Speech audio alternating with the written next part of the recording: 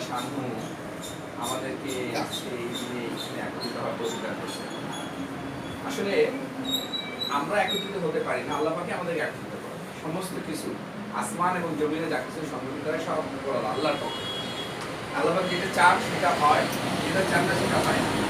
যেটা হওয়ার নয় সেটা কোনোদিন হবে না, আর যেটা হওয়ার সেটা না হয়ে কোনোদিন থাকবে না। এখন আমি যত চেষ্টাই করি না, যদি আমার কপালে লেখা থাকে আল্লাহ, আমি চেষ্টা করি আমার আল্লাহ আমাকে দেয়, তাহলেই হবে। আমার কপালে লেখা আছে আমি চেষ্টা করলাম কিন্তু আল্লাহ আমাকে দেবে না, না হতে পারে। তো যা কিছু হয় সমস্ত কিছু আল্লাহ পাকের পক্ষ থেকে। আমাদের এই একত্রিত হওয়া এটা আল্লাহ পাকের পক্ষ থেকে।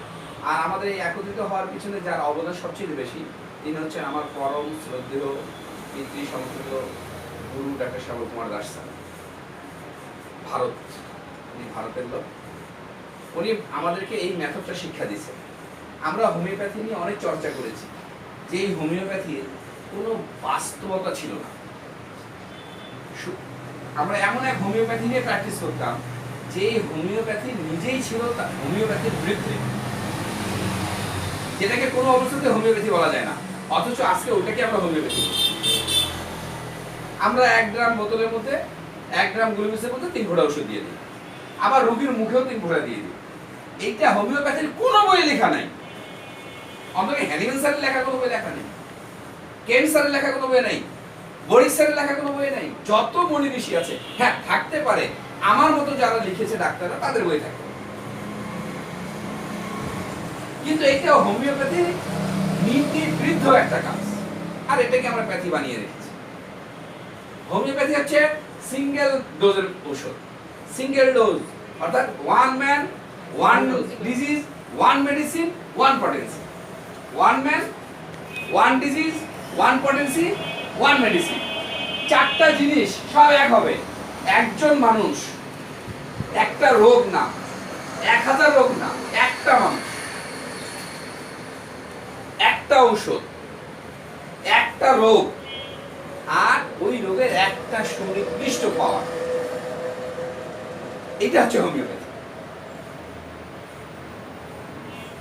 একজন মানুষের মধ্যে সর্বোচ্চ রোগ থাকে 6টা। কয়টা? 6টা। সর্বোচ্চ রোগ 6টা। সারা পৃথিবীতে যত রোগ আছে সমস্ত রোগগুলো 6 ভাগে বিভক্ত। 6 ভাগে বিভক্ত সমস্ত রোগগুলো। এই 6টা ছাড়া 7টা রোগ নেই। এই 6টা রোগকে বলা হয় ট্রু ডিজিজ। এটা আমার স্যার বলছেন, ট্রু ডিজিজ। সত্যিকার অর্থে ডিজিজ হলো 6টা, রোগ হলো 6টা। এই 6টা রোগ, একজন মানুষের মধ্যে 6টা রোগ থাকতে পারে, কিন্তু 6টা রোগ একই সময়ে কোনো মানুষের উপরে প্রাধান্য বিস্তার করতে পারে না।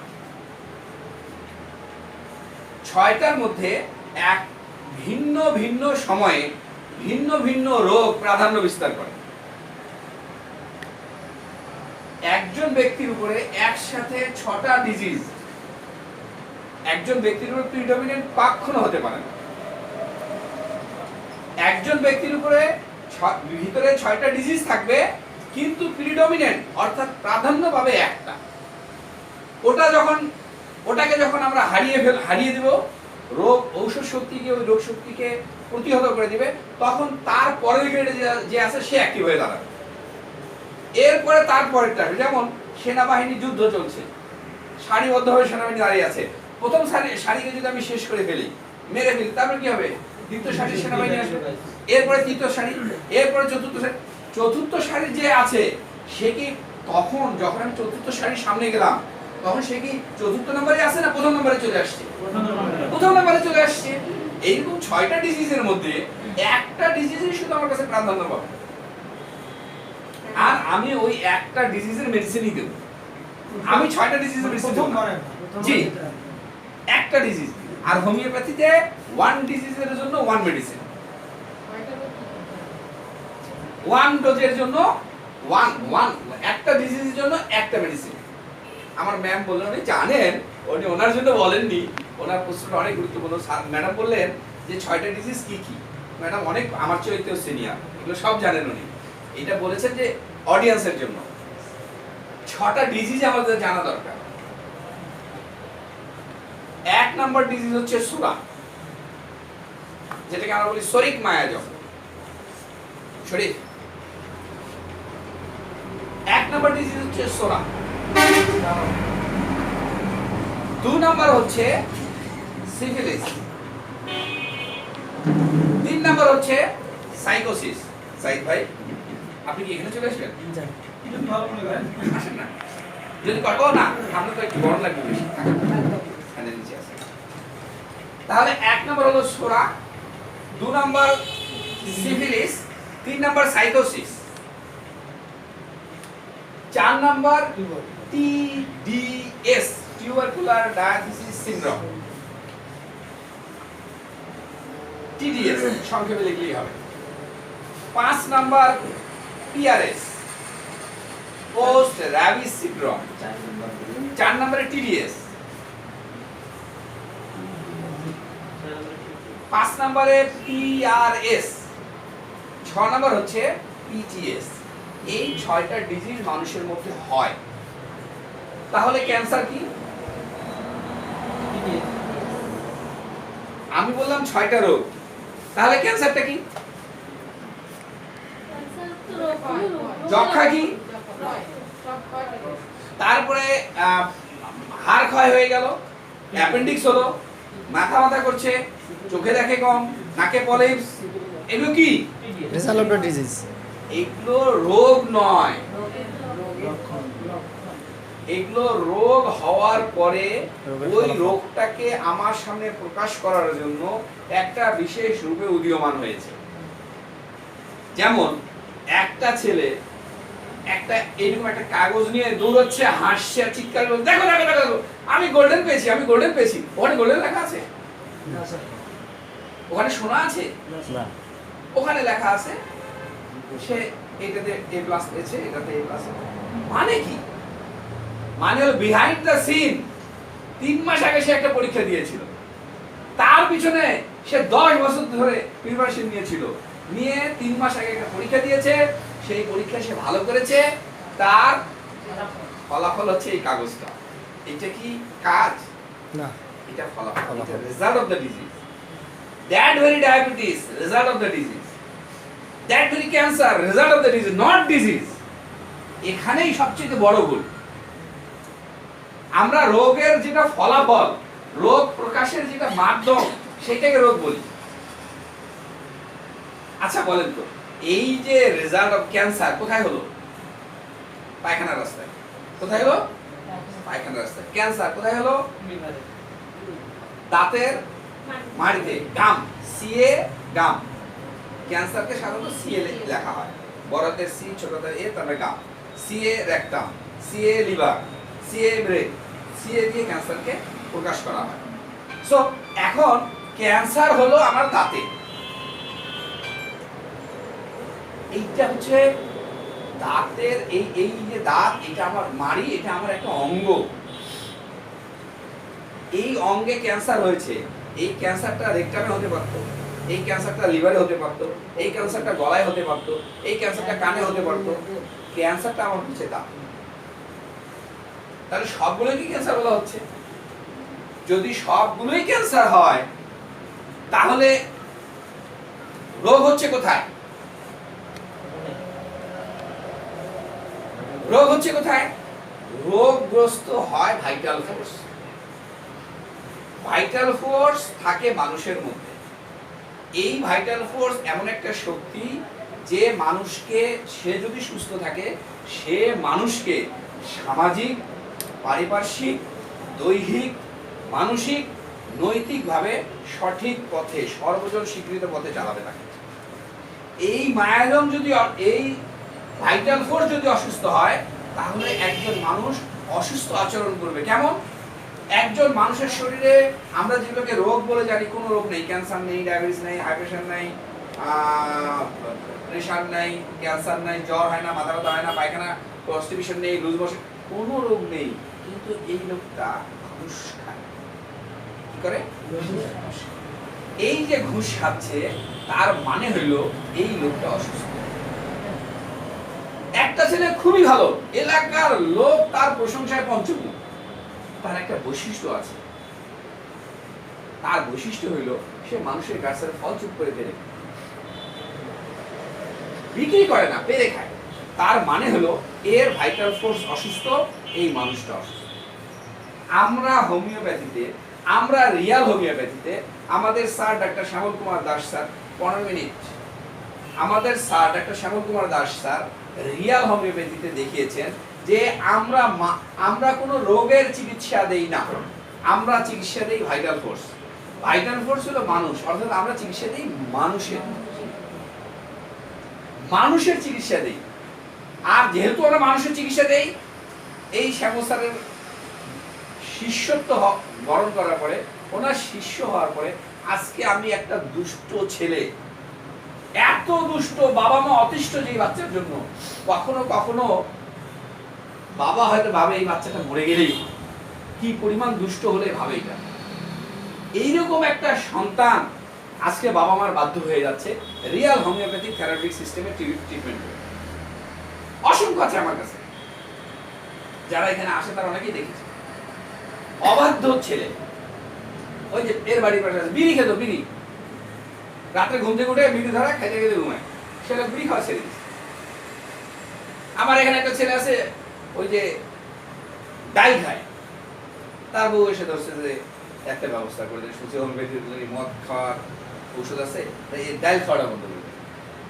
আমি তুমি ওষুধ খিলাও, ওষুধ খিলানো শুরু করছে, আস্তে আস্তে ওই ছেলে এখন নেশা ছেড়ে দিচ্ছে। এটা কি কোনো চিকিৎসা আছে? এলোপ্যাথি চিকিৎসা আছে? অন্য কোনো চিকিৎসা আছে যে কুকুরের বাঁকা লেজটা সোজা করে দিবে? একটা দুশ্চরিত্রবান ছেলেকে বা মেয়েকে, একটা নেশাগ্রস্ত ছেলে বা একটা নেশাগ্রস্ত মেয়েকে, একটা অবাধ্য ছেলে বা অবাধ্য মেয়ে মানুষকে সুস্থ করে দিবে? যদি কোনো চিকিৎসা এটা না থাকে তাহলে সেটা চিকিৎসা।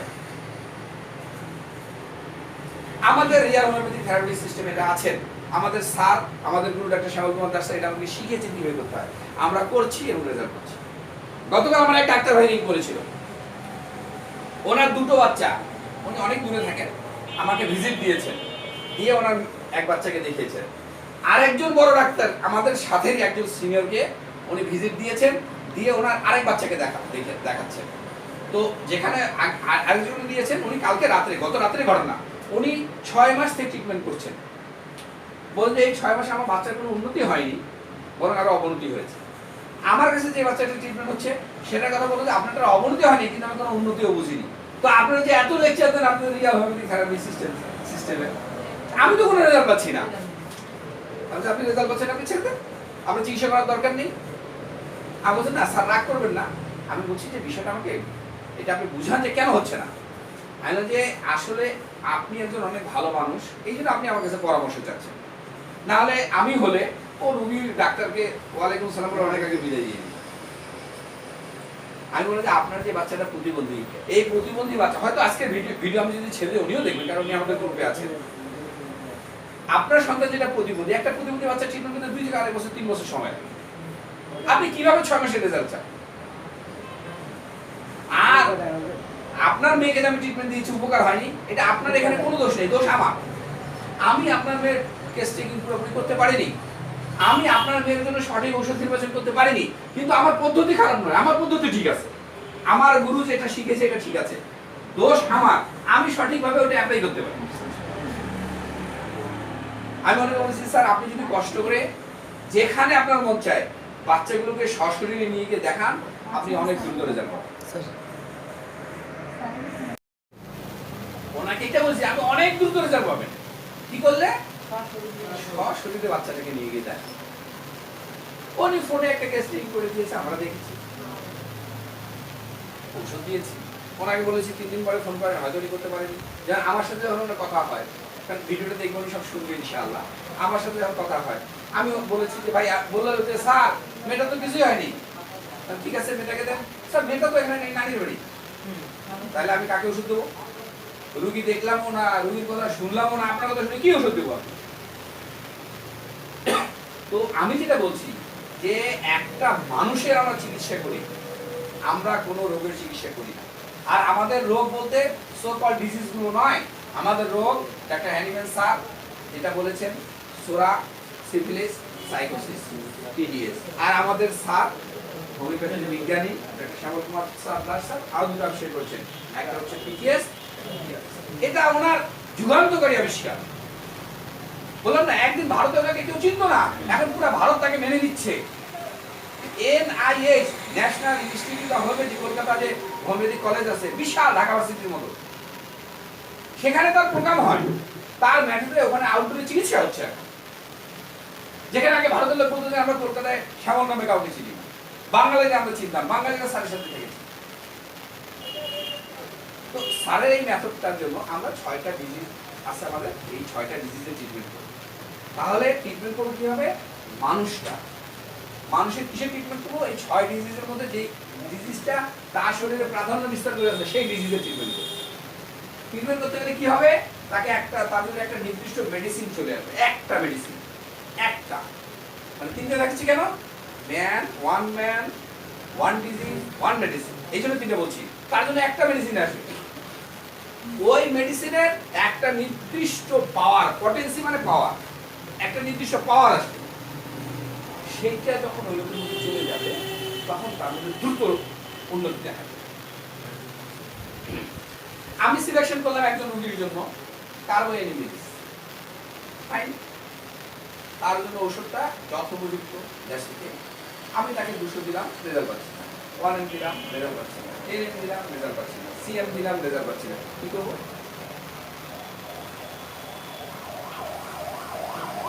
এই যে সিনিয়র, তার মানে কি? তার তো একটা পাওয়ার দরকার, যেই কয়টা দিছি এটা একটাও তার দরকার নেই। তার দরকার হয়তো একটু, জাস্ট উদাহরণ হিসেবে বলছি, তার দরকার 0-2। আমি যতক্ষণ তাকে 0-2 দিব না ততক্ষণ সে পূর্ণ সুস্থ হবে।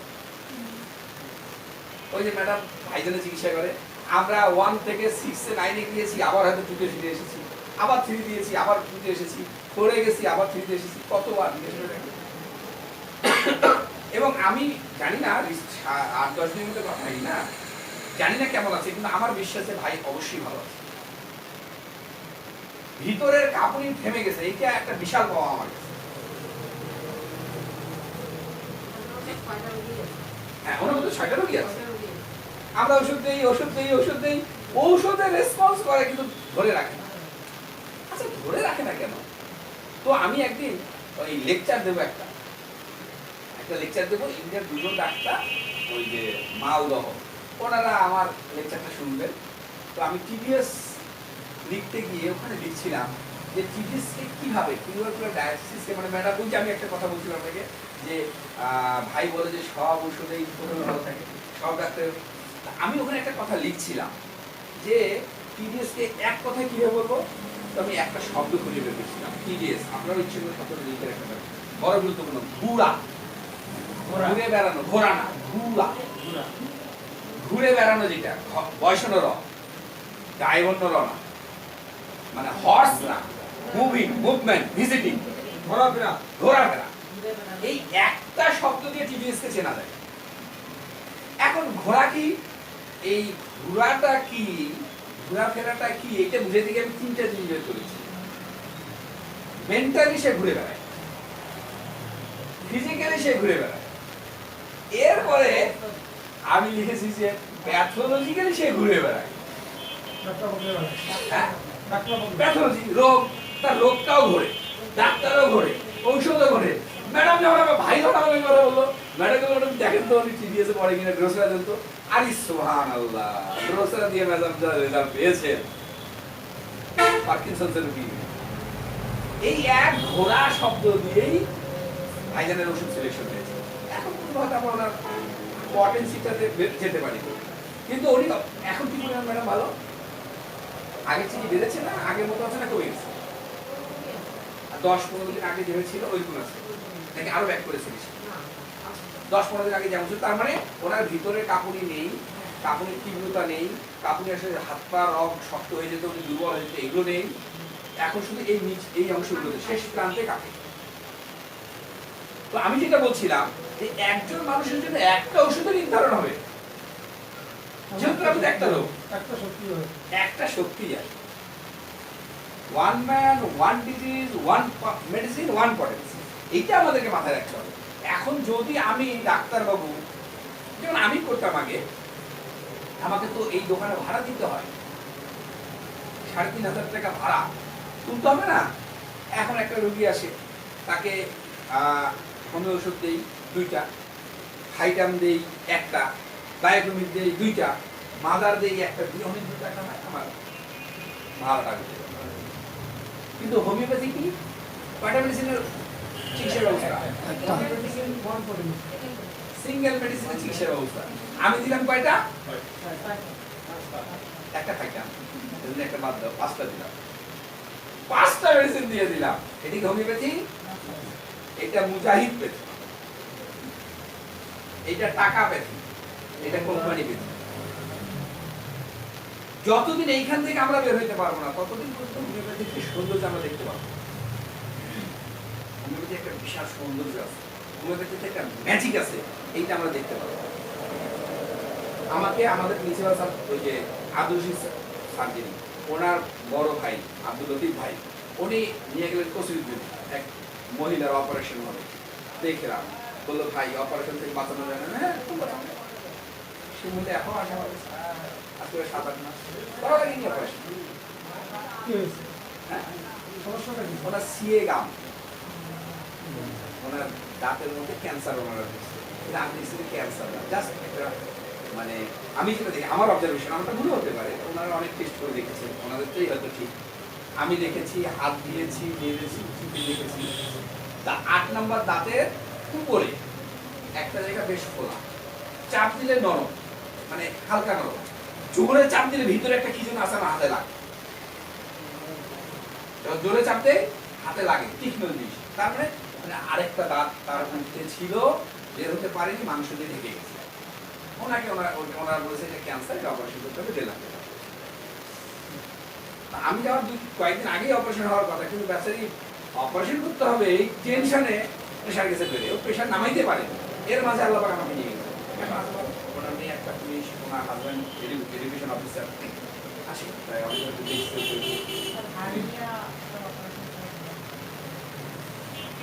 তো আমি যেটা বলছি, যদি আমরা হোমিওপ্যাথি ডাক্তারের একটা রোগের চিকিৎসা করি, যেই কথা শুরু করেছিলাম, 1 ম্যান 1 ডিজিজ 1 মেডিসিন 1 প্রোটেকশন, কেন বলেছিলাম এটা? রিয়াল হোমিওপ্যাথিক থেরাপিউটিক সিস্টেমস এর কথা বলতে গেছি, যে রিয়াল হোমিওপ্যাথিক থেরাপিউটিক সিস্টেমস এর এই পরিচয়টা স্যার আমাকে দিয়েছেন বলে আজকে আমি চিকিৎসা করতে পারি, নাহলে এই ক্লাসিক্যালের অংশ থেকে যেতাম। শরীর এই সাইডে একটু যে ছেলে যাবে এদিকে, হ্যাঁ হ্যাঁ এটাই, হ্যাঁ বাস, একটু ন্যাচারাল কথা শেষ। তো আমরা যদি রিয়াল হোমিওপ্যাথ হতে চাই, তাহলে প্রথমে আমাকে রিয়াল হোমিওপ্যাথির রাস্তায় আসতে হবে, রিয়াল হোমিওপ্যাথ প্র্যাকটিস করতে হবে, রিয়াল হোমিওপ্যাথির বইপত্রগুলো আমাকে দেখতে হবে, রিয়াল হোমিওপ্যাথির মেডিসিনগুলো আমাকে রাখতে হবে। পৃথিবীতে কোনো ডাক্তার খুঁজে পাওয়া যাবে না যে 8,000 নয়, 5,000, 5,000 নয়, 1,000 মেডিসিন নিয়ে কাজ করে। চেম্বারে থাকতে পারে তার 1,000 মেডিসিন, কিন্তু 1,000 মেডিসিন নিয়ে কাজ করে এই কোন ডাক্তার পৃথিবীতে নেই। সবাই 10টা 12টা 15টা 20টা মেডিসিন নিয়ে কাজ করে, কিন্তু বলে না কেউ। ভিতরের গোমরটা, ওই যে ঠাকুরের বেদ, ওটাকে লুকায় রাখে, বলে না। কারণ বললে যে সাধারণ মানুষ শিখবে, সাধারণ মানুষকে শিখাবে জানো কি মনে করো হোমিওপ্যাথিকে? বিশাল চিকিৎসা ব্যবস্থা, পড়ো পড়ো, পড়ালেখা করো, অর্গানন পড়ো, ম্যাথমেটিকা পড়ো, ল্যাবরেটরি পড়ো, তারপরে চিকিৎসা করো। তার মানে কি? তোমার কাছে যে রোগী আমার কাছে সে যে বলছে এই কথাগুলো সব সঠিক, একটা ভুল বলেনি। ওমর রাদিয়াল্লাহু বলছেন কথা সত্য মত খারাপ, তার কথা সত্য, তুমি পড়ো, কিন্তু আমাকে বলতেছে তুমি চিকিৎসা করিও না, ভিতরে তুমি চিকিৎসা করিও, তুমি আমাকে চিকিৎসা।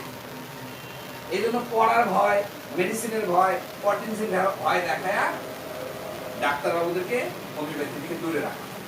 আর আমার স্যার বলে দে না, আছি তো, তুই দিয়ে দেখ কি হয়।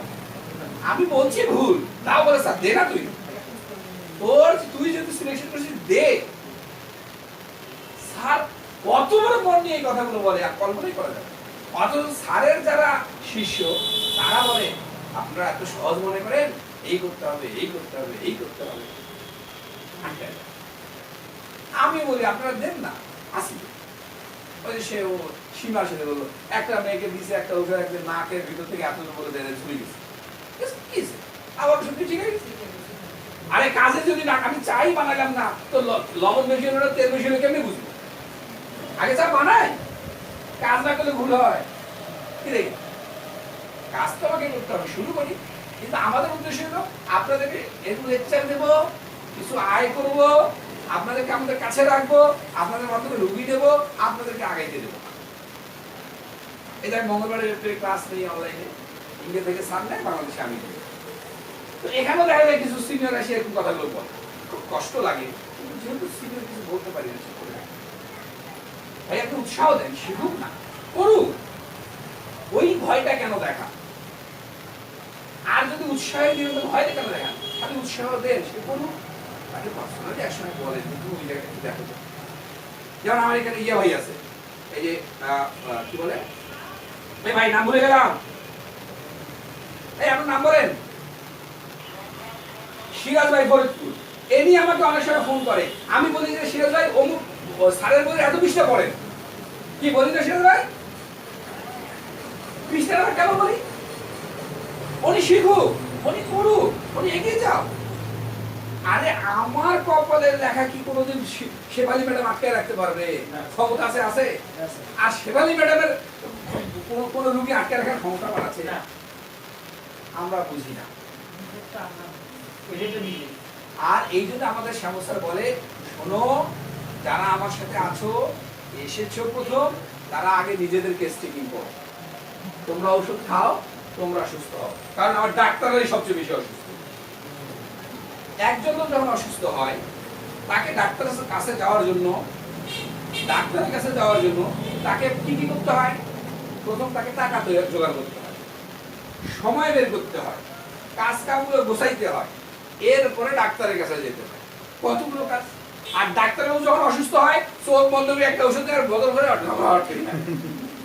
এই জন্য ডাক্তারের রোগ বেশি ডাক্তারের আগে চিকিৎসা হবে তারা আমাদের সমস্যা বলেন যে তোমরা ডাক্তাররা আগে তোমাদের ভাইটাল ফোর্সকে স্ট্রং করো তো 6 টু ডিজিজের ক্ষেত্রে আমাদের খেয়াল রাখতে হবে যে 6টা সত্য রোগ 6টা প্রকৃত রোগ 6টা রোগের উপর একটা রোগের চিকিৎসা করব আসলে রোগের নাম মানুষটা চিকিৎসা করব মানুষটার ভাইটাল ফোর্সের ওষুধ দেবো ভাইটাল ফোর্স যেই কমপ্লেনগুলো প্রকাশ করে সেই কমপ্লেনগুলো আমাকে বুঝতে হবে একটা ভাইটাল ফোর্স সে যদি সোরা রোগে আক্রান্ত হওয়ার পরে সে কি বলবে কি করবে কি বহিঃপ্রকাশ তার কি থাকবে আমাকে এটা জানতে হবে ভাইটাল ফোর্স যদি সিভিলিটি রোগে আক্রান্ত হয় তার প্রকাশগুলো কি ভাইটাল ফোর্স যদি সিভিলিটি আক্রান্ত হয় তাহলে তার প্রকাশটা কি হবে ভাইটাল ফোর্স সাইকোটিক মাইগ্রেনে আক্রান্ত হয়ে গেছে সাইকোটিক রোগে আক্রান্ত তাহলে সে কি বলবে আমাকে কিভাবে সে প্রকাশ করবে যেমন একজন লোক এসে আমাকে বললো ডাক্তারবাবু আমার না খালি উঠি আসে মাঝে মাঝে বমি হয় জ্বরও আসে তল পেটে না এই যে ডান দিকে এই জায়গাটা চিচিং করে রাখা পড়ে মাঝে মাঝে চেপে ধরে বসে থাকে পায়খানা নিয়মিত হচ্ছে না কি বলতো এসে জ্বর আসে বমি হয় এখানে চিনচিন করে ব্যথা করে পায়খানা হয় না বমির ভাব হয় এগুলো কি রোগ না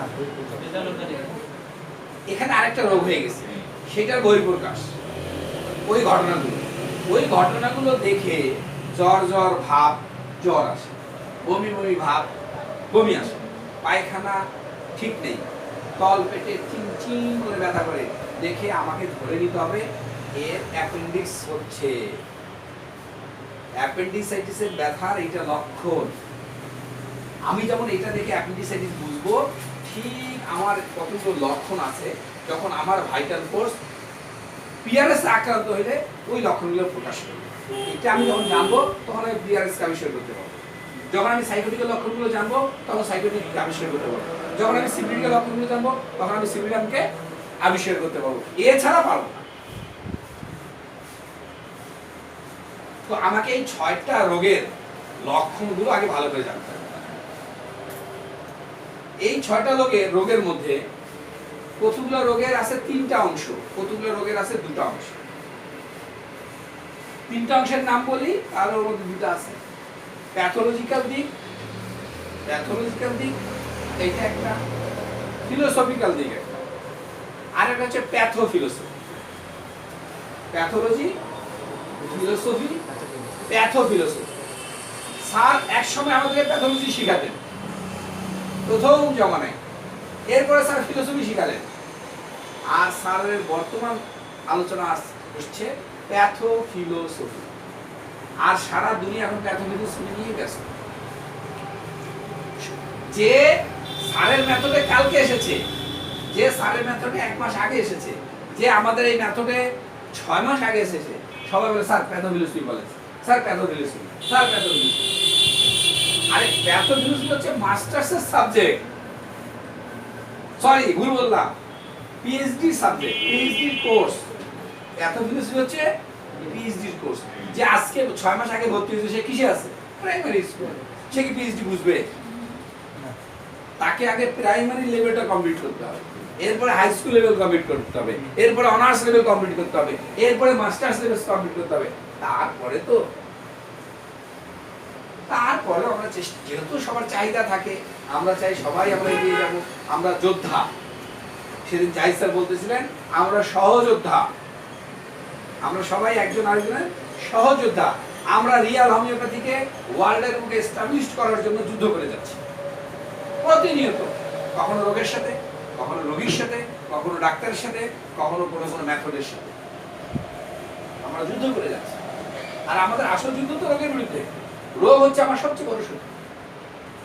যেই লোকটা আমার বাবাকে খুন করেছে, সে আমার শত্রু, কিন্তু সে যখন অসুস্থ হয়ে আসে তার রোগটা আমার বড় শত্রু। আমি ওই লোকের দিকে দেখবো না, আমি রোগের দিকে দেখবো, ও আমার বড় শত্রু, ওকে আগে মারতে হবে। কারণ যে লোকটা আমার বাবাকে খুন করেছে সে খুন করেনি তো, সে তো অসুস্থ, তার ভাইটাল ফোর্স অসুস্থ ছিল, তার ভাইটাল ফোর্স অসুস্থ, এই জন্য সে উদ্দীপ্ত হয়েছে খুন করতে। যার ভাইটাল ফোর্স সুস্থ সে তো কখনো অন্যায় কাজ করবে না, মিথ্যা কথাই বলবে না সে।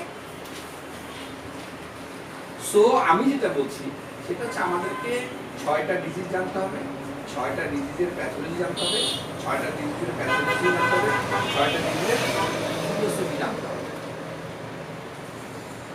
স্যারের বইয়ের এই জন্য স্যারের বই একটা চ্যাপ্টার আছে ফিলোসফি অফ ম্যাটেরিয়ালিটি। ফিলোসফি হচ্ছে হোমিওপ্যাথির মেইন ভিত্তি। হোমিওপ্যাথির ভিত্তি হচ্ছে ফিলোসফি। আর বিজ্ঞানের চেয়ে অনেক উপরের স্তর হচ্ছে ফিলোসফি। বিজ্ঞান হচ্ছে নিচু মানে, ফিলোসফি হচ্ছে উঁচু মানে। ফিলোসফি বিজ্ঞানের জন্ম দেয়, বিজ্ঞান ফিলোসফিকে জন্ম দেয়।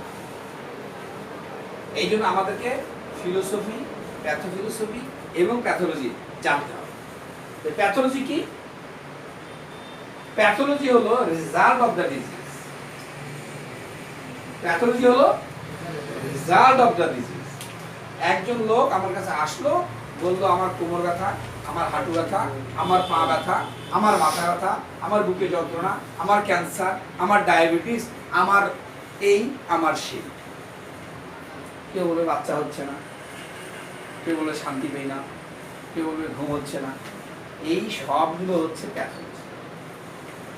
প্যাথোলজি মানেই হচ্ছে বর্তমান জমানায় যে নাম দিয়েছি সেগুলো হলো রোগ।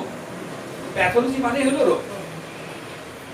আমরা কিন্তু প্যাথোলজি বলতে প্যাথোলজিক্যাল টেস্ট বানাবো না, রিপোর্ট করা না। প্যাথোলজি মানেই হলো রোগ, morbid condition of human body,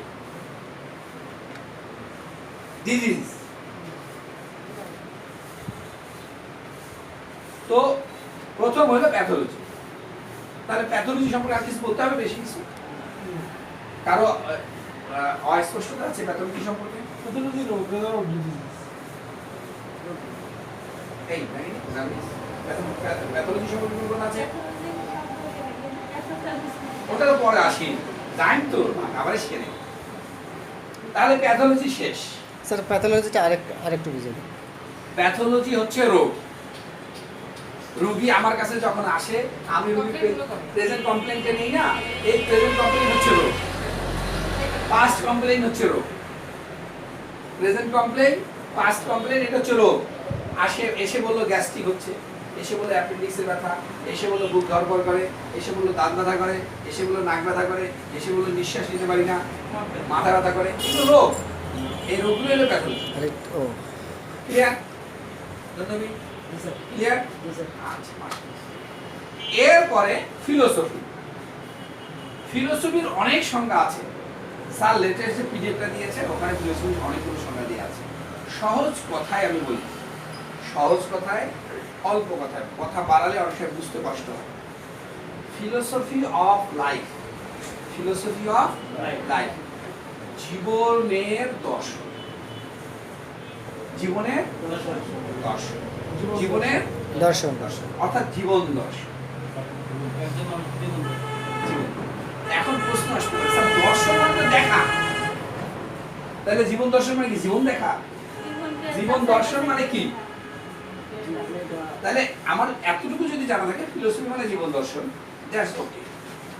এখন জীবন দর্শন কি সেটা আমি বলছি, ওটা ব্যাখ্যায় যাচ্ছে, তাফসীর। জীবন দর্শন হলো ওই মানুষটার একটা মন আছে না, ওই মানুষের একটা চাওয়া পাওয়া আছে না, ভালো লাগা, যে কোনো বয়সে ভালো লাগা খারাপ লাগা আছে না? হ্যাঁ, একজন লোকের চরিত্র কি, রাস্তা দিয়ে যখন সে হেঁটে যায় আশেপাশের লোক রাস্তা ছাড়িয়ে দিয়ে দিয়ে দাঁড়ায়, এটা তার চরিত্র। তার চরিত্রের মধ্যে এমন কিছু আছে যে মানুষ, অন্য মানুষ রাস্তা থেকে সাইডে গিয়ে দাঁড়ায়, এই আগে যাবে কি, এইটা তার একটা দর্শন। একজন লোক জমি কিনতেছে, এই জমি কেনার পেছনে একটা দর্শন। জমি কেনার পেছনে দর্শন কি, উনি জমি কিনতেছে, ওইখানে একটা হসপিটাল করবে, করলে অনেক টাকা কামাই করতে পারবে। আরেকজন জমি কিনতেছে, তার দর্শন কি, সে ওইখানে একটা কারখানা করবে। আরেকজন দর্শন কি, আমি অনেক জমির মালিক হবো, লোকে দেখবে, খুশি হবে, আমাকে সম্মান করবে, এই জন্য সে জমি কিনতেছে। আরেকজন দর্শন কি, যে ওখানে জমি কিনে একটা ধর্মীয় প্রতিষ্ঠান করে দিবে, যেন এলাকার লোকজন, দেশের লোকজন, বিশ্বের লোকজন ধর্মীয় শিক্ষা ওইখান থেকে অর্জন করতে পারে। এইটা তার জীবন দর্শন। তো দর্শনের পার্থক্যটা বোঝা গেছে কি জিনিস?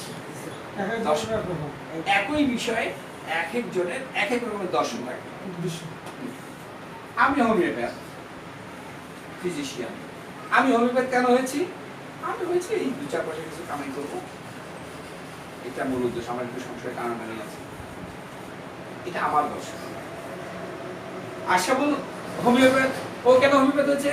বল না, আমার বাড়ির লোকজন, আমার গ্রামের লোকের কোথায় চিকিৎসার জন্য ঘুরে বেড়ায়, এই কি দেয় না দেয়, আমি তাদেরকে স্বল্প মূল্যে চিকিৎসা দিব, পয়সা নেই আর নেই, তারা সুস্থ থাকবে, এটা আমার উদ্দেশ্য। আরেকজন হোমিওপ্যাথ, সে হবে না, আমি হোমিওপ্যাথি করে সারা বিশ্বকে দেখিয়ে দেব যে হোমিওপ্যাথি একটা সত্যিকার অর্থে চিকিৎসা ব্যবস্থা। সে হোমিওপ্যাথিকে ভালোবাসে। তো এক হোমিওপ্যাথ প্র্যাকটিস করতে গিয়ে কত মানুষ কথা ভাবছে না, এই ভাবনাগুলোই হচ্ছে দর্শন। ভালো লাগা, খারাপ লাগা, মেন্টাল থটস, ম্যাডাম আরো সুন্দর করে বলছেন, মেন্টাল অ্যাটিটিউড, মানসিকভাবে সে তার দৃষ্টিভঙ্গিটা কি, সে কিভাবে রিসিভ করছে, পরিবর্তন, হ্যাঁ কিভাবে সে গ্রহণ করছে। তোমার নাম কি? শরীফ। এই শরীফুল ইসলাম শনিবাড়ি থেকে আমার এখানে আসলো। এইটা আমার প্রদীপও দেখেছে, আমিও দেখেছি, আশাফুলও দেখেছি। প্রদীপ ভাবছে যে শরীফ আসলো, তাছাড়া এত কষ্ট করে স্যারের এখানে, ওকে এক গ্লাস ঠান্ডা পানি খাওয়াবে, ও একটা হাফ লিটার ঠান্ডা পানি নিয়ে এসে খাইবে। আসলে বলতে শরীফ আসছে, একটা গ্রাম থেকে আসছি, সেটা সাইজ করা চলতে সবাই বুঝে আসি, খাইলো, আছে না? আমিও দেখেছি, শরীর আসছে, আচ্ছা আমি ডাক্তার, স্যার, আমি কত কিছু করতে পারবো না। এই শরীর শোনো, তুমি হসপিটাল চেম্বার দাও নি, আমার কাছে এই বই বিক্রি করলাম, কিছু লাভ হলো, ওষুধ বিক্রি করলাম কিছু। তাহলে তিনজন কি আমরা একই শরীরকে 3 ভাবে রিসিভ করলাম না? করলাম কি না? আর যদি ভাইটাল ফুসফুসে কারো অসুস্থতা না থাকে তখন সে শরীফ আসলে শরীফকে কর্ডিয়ালি অ্যাকসেপ্ট করবে, শরীফকে প্রয়োজনে সে আধা গ্লাস ঠান্ডা পানিও খাওয়াবে। উদ্দেশ্য এটা সে যেন তৃপ্তি পায়, সে খুঁজে দেয় উপরে রাখছে। এইটা হচ্ছে ভাইটাল ফোর্স সুস্থতার লক্ষণ। ঠিক আছে শরীফ, আমার ভাইটাল ফোর্সকে সুস্থ করার জন্য আগে আমার ট্রিটমেন্ট করতে হবে। যতক্ষণ আগে আমার ট্রিটমেন্ট করতে পারবো না ততক্ষণ আমি সুস্থ। তো এটা হলো ফিলোসফি। ফিলোসফি হচ্ছে দৃষ্টিভঙ্গি, জীবন দর্শন, চিন্তা ভাবনা, চেতনা, মানসিকতা, মনের ভিতর থেকে যা চাওয়া হয়। আরো কিছু আছে বলবো ফিলোসফি সম্পর্কে? ক্লিয়ার হয়েছে সাইদ ভাই? জি ক্লিয়ার হয়েছে? জি নবী জি স্যার। শরীফ যদি বলো আবার কাছে চালাবে তোমাকে? আচ্ছা ঠিক আছে। এই সিবিসি শরীফ বস একটা দানাও ঠোঁটে দিয়ে দাও, জিবে চুষবে না। আমি ওখানে যাইনি বাবা, আমি ফিলোসফিতে আছি। না আমি ফিলোসফিতে আছি, আমি ফিলোসফিতে আছি। ফিলোসফি জন্মদিন থেকে শুনে মৃত্যুদিন পর্যন্ত, এটা ফিলোসফি। এখানে আমি আছি। তোমার কথা যাবো আমি, মানে আমি বলছি যে আমি খালি ফিলোসফির কথাটাকে সবার সামনে ক্লিয়ার করছি। ঠিক আছে? এখন এই যে জীবন দর্শন, চিন্তা চেতনা, চিন্তা ভাবনা, এই যে জীবন দর্শন ফিলোসফি, এটা বোঝা গেছে? এই যে ডাক্তার সাহেব মাহাদি বোঝা গেছে না? অস্পষ্টতা আছে? না না ইয়েস হ্যাঁ ঠিক আছে। হ্যাঁ মনি বসো, এখানে চলে আসো। না ওদিকে তো আর জায়গা নেই, এখানে আসো। মনিলা ওখানে আরেকজন আছে, মাহাদি তুমি এখানে আসো। তাহলে ফিলোসফি ক্লিয়ার? যদি ফিলোসফি সম্পর্কে কারো প্রশ্ন থাকে এখনই করতে হবে, কারণ লাইন কেটে গেলে আবার বলা যাবে না। আচ্ছা এখন আমার এই যে দাদা বারবার বলছে আর ফিলোসফি অফ আর্লি লাইফ মানে কি? জীবনের প্রথম অংশের ফিলোসফি, জীবনের প্রথম অংশের ফিলোসফি। কবিগুরু রবীন্দ্রনাথ ঠাকুর বলেছেন 12-14 বছরের মতো বালাই আর নাই। শুনেছি এটা আমরা? দেখবেন আমরা ছেলে মানুষ তো ছেলে মানুষের কথা বলতে পারি, মেয়ে মানুষ কিন্তু কেমন হয় জানি না। একটা ছেলে এই 9, 10 বা ইন্টারনেট ফার্স্টে সেকেন্ডারি পড়ে, হ্যাঁ বয়সন্ধিকা, বয়সন্ধিকা। একটা ছেলে এই 9, 10 ইন্টারনেট ফার্স্টে সেকেন্ডারি পড়ে, এরকম একটা ছেলে যদি লুঙ্গি পরে, দেখবেন লুঙ্গিটা একবার রিমুভ করতেছে, বারবার রিমুভ করবে। মানে ওর ধারণা হচ্ছে আমার কেমন দেখা যাচ্ছে, কে যে কি ভাবতেছে। আর আরেকটু যদি ব্যাক করি মেয়েদের ক্ষেত্রে, একটা মেয়ে 7-8 পড়ে, ও খালি আয়নার সামনে গেলেই অবস্থা খারাপ। ও যে কেমনে সাজবে, কি করবে, মাথা নষ্ট। এইটা হচ্ছে ফিলোসফি, এইটা ফিলোসফি। এখন আর্লি লাইফ ফিলোসফি কি? আর্লি লাইফে হচ্ছে 12-14 বছরের মতো বালাই আর নাই। আমরা এটা ধরতে পারি। আমার শ্যামল কুমার দাস স্যার বলেন 0 ডেজ। আমার গুরু শ্যামল কুমার দাস স্যার বলেন 0 ডেজ থেকে 12 ইয়ার্স, এটা হচ্ছে আর্লি লাইফ। 0 দিন, 1 দিন বয়স জন্ম হলো যখন, তখন থেকে শুরু করে 12 দিন পর্যন্ত এটা আর্লি লাইফ। 12 বছর, 12 বছর পর্যন্ত আর্লি লাইফ। আসসালামু আলাইকুম, আসো এখানে চলে আসো। 12 বছর পর্যন্ত আর্লি লাইফ। আসো আসো, বাপ রে এত দূর থেকে গরমে। মনিলাল, এই মনিলাল, মণিকান্ত, আরে আমি কাকে কি বলি, ওকে তো বুঝতে। আসো এদিকে চলে আসো, অনেক দূর থেকে অনেক কষ্ট করে এসেছে। হ্যাঁ। তো স্যার বলেছেন 0 দিন থেকে শুরু করে 12 বছর পর্যন্ত আর্লি লাইফ। আমি আমার নিজের কথা বলছি, স্যারেরটাই ঠিক আমারটা ভুল, স্যারেরটাই ঠিক আমারটা ভুল। আমি এটাকে একটু সাজাই নেই আমি আমার নিজের সুবিধার্থে। আমরা বলি টিনেজার, টিনেজার তো বুঝি 13, 14, 15, 16, 17, 18, 19 19 বছর সাধারণত ম্যাচিউর বালেগ হয়। কোরআন হাদিসের মধ্যে বালেগ হয় কত বছর বয়সে স্যার? সাবালেগ 18 বছর। না ওটা বলা একটা পিরিয়ড আছে, পিরিয়ডে ছেলেরা ছেলেরাও হ্যাঁ স্বপ্ন বয়স হয়ে আচ্ছা 18 বছর বয়স। তার নিচে আচ্ছা টিনেজার হলো 19। এই 18 19 বছর পর্যন্ত এটা টিনেজার। স্যার যেটা বলেছেন 12 বছর পর্যন্ত 100% অকৃত্রিমতা থাকে মানুষের মধ্যে এই 12 বছর পর্যন্ত। অকৃত্রিমতা, সে কৃত্রিম, তার ভিতরে যা আছে তাই, তার ভিতরে যা আছে সে সেটা প্রকাশ করে এই 12 বছর বয়স পর্যন্ত। যেমন আমি যদি কোনো ছেলে বা মেয়ের ঘটকালি করি, খোঁজ নিতে চাই, ওই এলাকায় যাই, গিয়ে যা করি করি, কিন্তু ওই এলাকার এই যে ইয়াং ছেলে পেলে যারা একদম ইয়াং, ইন্টারমিডিয়েটে পড়ে, 9-এ পড়ে, 8-এ পড়ে, 10 পড়ে, এইগুলোকে যা জিজ্ঞেস করি, বলো তো বাবা, গল্প করতে করতে জিজ্ঞেস করি, ওই ছেলেটা চেনো, ওদের বাড়ি কোথায়, ওর আব্বা কি করে, আচ্ছা এখান থেকে কত দূরে, মানে এমন ভান করে যে আমি চিনি না। এই যে একটা গল্প বললে ওই ফ্যামিলি সম্পর্কে, ওর বাবা সম্পর্কে, ওই ছেলে সম্পর্কে, এই ছেলের কাছে সব তথ্য পাওয়া, এই যে অকৃত্রিম তথ্য, নির্ভেজাল তথ্য। এবং আমি আমার জীবনে পরীক্ষা করে দেখেছি এদের কাছ থেকে প্রাপ্ত তথ্যগুলো কোনোদিন আমার ভুল হয়নি, কোনোদিন ভুল হয়নি। তো স্যার যে বলেছে 0 থেকে 12 ইয়ার্স এটাই ম্যান্ডেটরি। এই সময়ের যে দর্শন এটাকে বলা হয় প্রথম জীবন দর্শন, ফিলোসফি অফ আর্লি লাইফ, প্রথম জীবনের দর্শন। এইখানকার কথাগুলো যদি আমরা আবিষ্কার করতে পারি তাহলে আমাদের 6th, 5th, 4th, 3rd cycle অনেক সুন্দর হবে।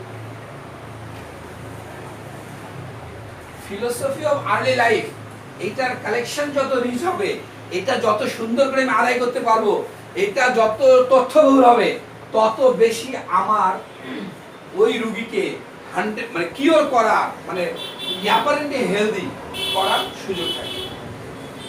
না হলে ওই just first cycle second cycle পর্যন্ত আমার শেষ, রোগী খালি ঘুরবে আসবে যাবে, একদিন আমাকে ছেড়ে চলে যাবে, আর আমার কাছে পূর্ণাঙ্গ চিকিৎসা সে পাবে। ফিলোসফি অফ আর্লি লাইফ, প্রথম জীবনের জীবন দর্শন, অল্প বয়সের জীবন দর্শন, 0 থেকে 12 বছর বয়সের জীবন দর্শন, এটাই হচ্ছে আমার মূল জিনিস। এই সময় যে তথ্যগুলো পাবো এটা আমার অন্যান্য মেডিসিন সিলেকশনে, মেডিসিনের পাওয়ার সিলেকশনে সহযোগিতা করবে। এখন এখানে 6টা ট্রু ডিজিজের 6 ধরনের লক্ষণ আছে। 6টা ট্রু ডিজিজের 6 ধরনের লক্ষণ আছে। তবে প্যাথোফিলোসফি 6টা ট্রু ডিজিজের 6টা হয় না। যেমন পিটিএস এর প্যাথোফিলোসফি হয় না, পিটিএস এর প্যাথোফিলোসফি হয় না, প্যাথোফিলোসফি বাকি 5টা হয়। কোনো কোনো ক্ষেত্রে পিআরএস এর প্যাথোফিলোসফি বের করা অনেক টাফ হয়ে যায়। আচ্ছা ফিলোসফি বের করব কি হবে? মানে পিটিএসের প্যাথোফিলোসফি হয় না, ফিলোসফি হয়। আচ্ছা এখন আমি একটা কথা বলবো, এই একটা কথা দিয়ে 5টা ট্রু ডিজিজের ফিলোসফি বের করে, একটা কথা দিয়ে, একটা কথা, ঠিক আছে? একটা কথা দিয়ে 5টা, কি কলম লাগবে? কলম লাগবে? একটা কথা দিয়ে 5টা ট্রু ডিজিজের ফিলোসফি বের করে। কথা একটা, এটা কিন্তু মাথায় ঢুকাইতে হবে, কথা একটা।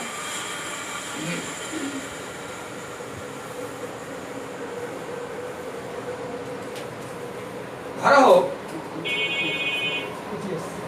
যে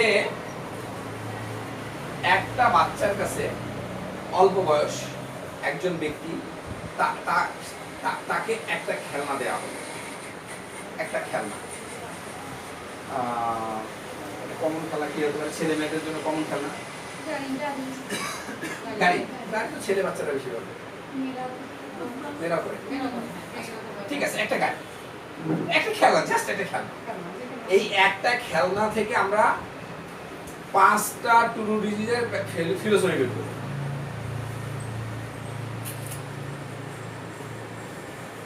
রোগী আমার এই যে কি বলে প্রদীপ, আমি জিজ্ঞাসা করলাম আচ্ছা আপনি যখন ছোট ছিলেন আপনাকে কি আপনার আব্বা আম্মা কোনো খেলনা দিত? হ্যাঁ দিত। দিত। আচ্ছা। তো আপনি কি খেলনা চাইতেন না আপনার আব্বা আম্মা দিত? অর্থাৎ ওই বাচ্চাটা যখন ছোট ছিল, এই প্রদীপ যখন ছোট ছিল, তার বাবা মা তাকে খেলনা দিত না সে চেয়ে দিত? বললাম আমি চেয়ে দিতাম। আমি তাকে আবার প্রশ্ন করলাম আচ্ছা আপনি ওই খেলনাটা যদি কিনে দিত, দেওয়ার পর কি আরেকটা খেলনা চাইতেন? না চাইতেন না। একদিকে চলে গেল। আপনাকে একটা খেলনা কিনে দিল, দেওয়ার পর কি আরেকটা খেলনা আপনি কিনে যেতেন? হ্যাঁ আমার তো মনে তো দোকানের সব খেলনাগুলো নিয়ে নিত। তখন আরেকদিকে চলে গেল। দুটা কিন্তু টুডিজি চলে আসলো অলরেডি। বাবা দিলে নিয়ে নিত, বাবার কাছে চাইতো, বাবা কিনে দিত, সে নিত। আর কি বাবার কাছে চাইতো, বাবা কিনে দিত, কিনে দেওয়ার পর আরো একটা খেলনা ছিল, ওইটা কিনে দিলে আরো একটা ছিল, ওইটা কিনে দিলে আরো একটা ছিল। হ্যাঁ তাহলে ওটা আরেক দিকে চলে গেল। আচ্ছা এই খেলনাটা নিয়ে কি আপনি কি করতেন? না আমি তো একটা খেলনা নিতাম না, আমরা 3 ভাই বোন ছিলাম, আমি 3টা খেলনা নিতাম, যা আপু কিনে দিতাম 3টে না। তাহলে কিন্তু আরেক দিকে চলে গেল। মানে নিজের জন্যই শুধু নেয় তা না, বাড়িতে আরো দুজন আছে ভাই বোন, তাদের জন্য সে নেয়। আপু একটা গাড়ি কিনে দিয়েছে, আপু তুমি 3টা গাড়ি কিনে দাও, 3টা। আচ্ছা আপনাকে বাবা খেলনা কিনে দেবে, কি করতেন? পাশে নিয়ে যেতাম, 3 ভাই মিলে খেল, 3 জন যেতাম, তো চল আবু গাড়ি নিয়ে তুই এদিকে বস, তুই এদিকে বস, আমি এদিকে, 3 জন মিলেই খেলবো একটা গাড়ি দিয়ে। আবু তো আর অত টাকা নেই, একটা দিয়ে 3 জন খেলবো, অন্যদিকে চলে গেল। আচ্ছা আপনাকে খেলা কিনে দিলে কি করতেন? কি করবো? খেলনা নিয়ে দৌড় মাঠে, সব বন্ধুদের আয় নতুন খেলনা এনেছি, আজকে নতুন খেলনা দিয়ে খেলবো রে, আমার বাবা নতুন খেলনা কিনে দিয়েছে, বাস সবাইকে নিয়ে খেলা শুরু করে দিলাম, আরেকদিকে চলে গেল। আচ্ছা আপনি যদি খেলনা কিনে, আপনার খেলনা কিনে কি করতেন? ব্যাগের মধ্যে ঢুকে বাসায় নিয়ে যেতাম, নিয়ে গিয়ে কোথাও লুকিয়ে রাখতাম। যখন আমার ভাই বোন তো থাকতো না, তখন বের করে খেলতাম, আবার কেউ আসলে লুকিয়ে রেখে তখন কিন্তু আরেকদিকে চলে গেল। আচ্ছা আপনার কি সেই বয়সে খেলনাগুলো আছে? আর বলবেন না, বাবা কত খেলনা কিনে দিত, খেলনার একবার পিছন দিকে স্ক্রু ঢুকাই, একবার একটা তালা খুলি, একবার টায়ার খুলি, একবার সামনে খুলি, আর কয়েকদিন পরে আমার খেলনা ভেঙে যেত, আর আব্বু ধরে রাগ করতো, আবার কিনে দিত, আবার কয়েকদিন পরে খেলনা নষ্ট, আরেকদিকে চলে। এক খেলনা দিয়ে কতগুলো কথা জানাবে। বাচ্চা জন্ম নিয়েছে, কান্না, এক কান্না দিয়ে আমরা কতগুলো লোক জানতে পারবো। আচ্ছা বলুন তো আপনার বাচ্চা জন্ম হয়ে আচ্ছা আপনি কি মনে আছে জানেন? আমি জানি না, আমার আম্মা জানে। আচ্ছা বলুন তো আপনার এই বাচ্চা প্রদীপ যখন জন্ম নিয়েছে কান্না করেছে? না কান্না তো করে নেই, করেই নাই, মানে করছে কয়েক ঘন্টা পরে কান্না করছে। এটা একটা ডিজিজ। আচ্ছা আপনার বাচ্চাটা জন্ম হয়ে কান্না কেমন করেছে? সেই কথা বলবেন না, জন্ম তো সেই কান্না, থামানোই যায় না, এর করে নিয়ে যায়, ওর করে নিয়ে যায়, বাইরে থামেই না। এই যে কান্না শুরু করলো হয়ে, এই কান্না 7 দিন পর বন্ধ, এটা আরেকদিকে চলে গেল। মানে এইটা হচ্ছে ফিলোসফি। আমি যদি ফিলোসফি বের করতে না পারি না, প্যাথোফিলোসফি কোনোদিন পাবো। আমরা প্যাথোফিলোসফি নিয়ে একদম মহাব্যস্ত। আমাকে আগে ফিলোসফি বের করে দেখতে হবে। ফিলোসফি কি? ফিলোসফি ছাড়া আমি তো 3rd 4th 5th 6th 4টা সাইকেল তৈরি করতে পারবো। তাহলে এই যে কান্না, আপনার বাচ্চা হয়ে কেমন কান্না? না খুব স্বাভাবিক কান্না করেছে, কোনো সমস্যা নেই। আচ্ছা তাই না? হ্যাঁ স্বাভাবিক কান্না ছিল। আচ্ছা এরপরে বাচ্চাটা যখন বয়স, বাচ্চাটাকে যখন আপনাদের কাছে দেয়া হলো, আপনার বাবা মার কাছে দেয়া হলো, তখন কেমন কান্না করতো? না কান্না করতো। কেন কান্না করতো? ক্ষুধা লাগলে কান্না করতো, খেতে দিলে থেমে যেত, শেষ, ওটা আরেকদিকে চলে গেল। কেমন কান্না করতো? হ্যাঁ কান্না তো করতো, কান্না করলে খেতে দিলেও থামে না, ওকে কোলে নিয়ে বাইরে ঘুরে বেড়াতে হবে, তাহলে ওর কান্না থেমে যায়, এটা আরেকদিকে চলে গেল। আর কি আর বলবো না, কান্না করে, মা কোলে না নিলে কারো কোলে কান্না থামায় না, আরেকদিকে চলে গেল। আবার কি না কান্না করতো তো, কিন্তু কান্না করলে বাড়ির যে কেউ করে নিলে তার কান্না থেমে যেত, সব আলাদা আলাদা হয়ে গেল। এক কান্না থেকে 5টা ট্রু ডিজিজ আলাদা হয়ে গেল।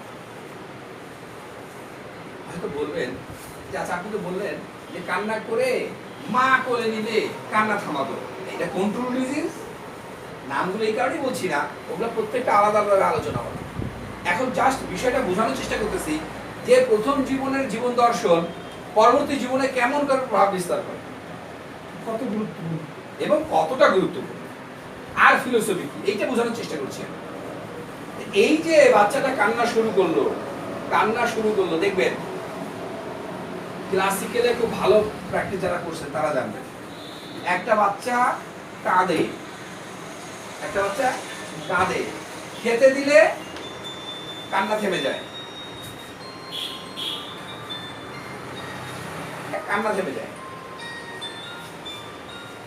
এই যে বাচ্চাটা কাঁদে, খেতে দিলে কান্না থেমে যায়, এর একটা বিশেষ বৈশিষ্ট্য আছে, বিশেষ কারণেই সে কাঁদে।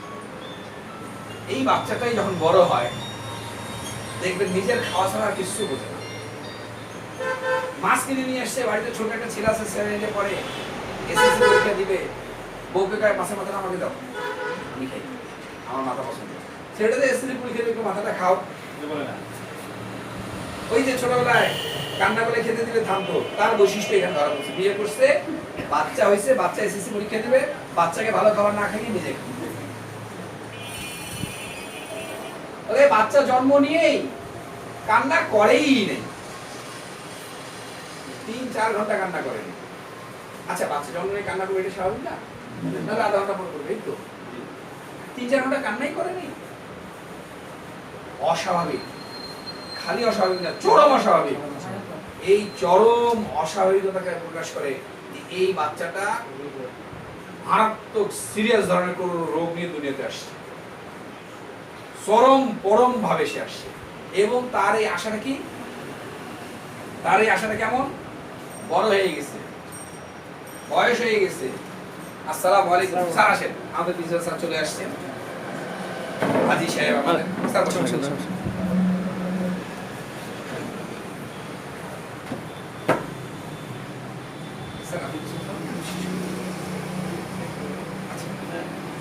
আমি একটু এই লাইনটা শেষ করি, তারপর আমি স্যার আপনার সামনে মূল্যবান কিছু কথা বলবেন। অনেক দূর থেকে স্যার আমাকে ভালোবাসেন বলেই আমি এত দূরে আসছি, তাহলে তো আসতেন না। ওনার এই সময় চেম্বারে থাকলে প্রচুর কাম, আল্লাহ পাক যেটা দেখে। তো এই যে বাচ্চাটা কান্না করলো না,